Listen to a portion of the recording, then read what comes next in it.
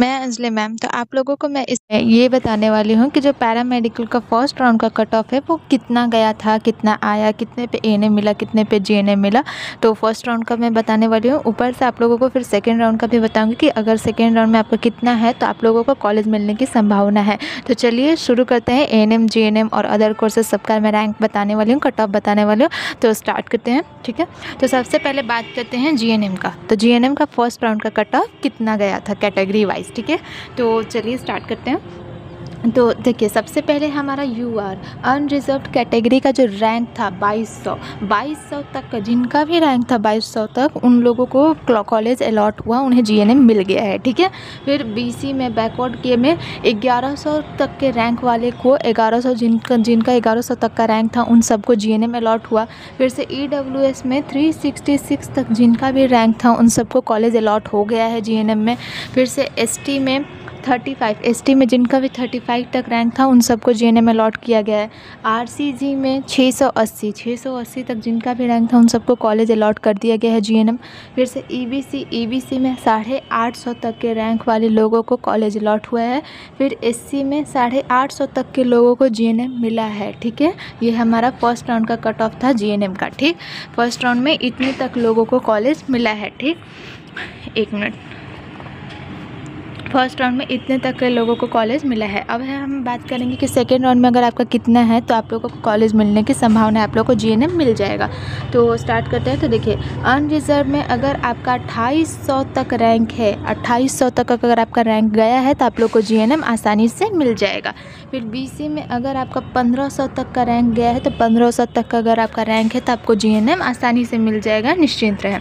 फिर अगर आपका ईडब्ल्यूएस से 520 तक का रैंक है तो आप लोग को जीएनएम मिलेगा। एसटी में 58 तक आप लोग का रैंक है तो जीएनएम। आरसीजी में 1200 तक के रैंक वालों को, फिर ईबीसी में 1100 तक के रैंक वालों को, और एससी में हमारा 920 तक रैंक वालों को जीएनएम आसानी से मिल जाएगा। तो ये हमारा कट ऑफ हुआ, ठीक है। इतने में अगर आपका इतना है तो आपको ज़रूर से ज़रूर, अगर इसमें आपका रैंक है तो आपको ज़रूर जीएनएम सेकेंड राउंड में अलॉट हो जाएगा। अब बात करते हैं हम एएनएम की।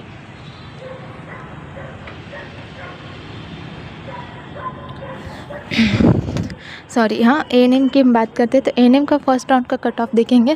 तो एएनएम के फर्स्ट राउंड का कट ऑफ है यूआर अनरिजर्व्ड में 8900 तक जिनका भी रैंक था, 8900 तक, इन सबको एएनएम अलॉट कर दिया गया है। एएनएम में उन्हें सीट मिला है। बीसी में 6167 तक के रैंक वालों को मिला है।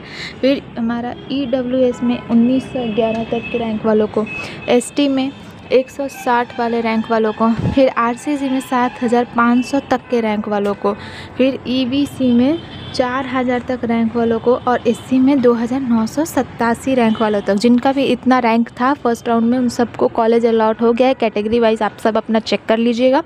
अब है हमारा फिर सेकेंड राउंड में क्या कट ऑफ रहने वाला है तो वो भी देखते हैं। यूआर में हमारा 14000 तक के रैंक वालों को एएनएम मिलेगा, ठीक, 14000। फिर बीसी में 7500 तक, फिर ईडब्ल्यूएस में 2200 तक के रैंक वालों को, फिर हमारा एसटी में 180 रैंक वालों को, आरसीजी में 9600 रैंक वालों को, ईबीसी में 5500 तक के रैंक वालों को, फिर एससी में 3600 रैंक वालों तक को एएनएम मिल जाएगा आसानी से, ठीक है। अगर आपका इतना रैंक है तो आप लोग को आसानी से एएनएम जो है आप लोग को मिल जाएगा। अब बात करते हैं अदर कोर्सेज़ के। अदर कोर्सेज़ का मैं डायरेक्ट आप लोगों को बता देती हूँ कि अगर आपका इतना सेकेंड राउंड में अगर आपका इतना है तो आप लोगों को मिल जाएगा, ठीक है। तो बात करते हैं यूआर की। तो यूआर में अगर आपका 9000 तक है तो आप लोग को आसानी से मिलेगा कोई भी कोर्स। बीसीए में 5500 तक, ईडब्ल्यूएस में 2000 तक, एसटी में 140, और आरसीजी में 9 है, ठीक है। आरसीजी में मतलब उतना ही नहीं होगा।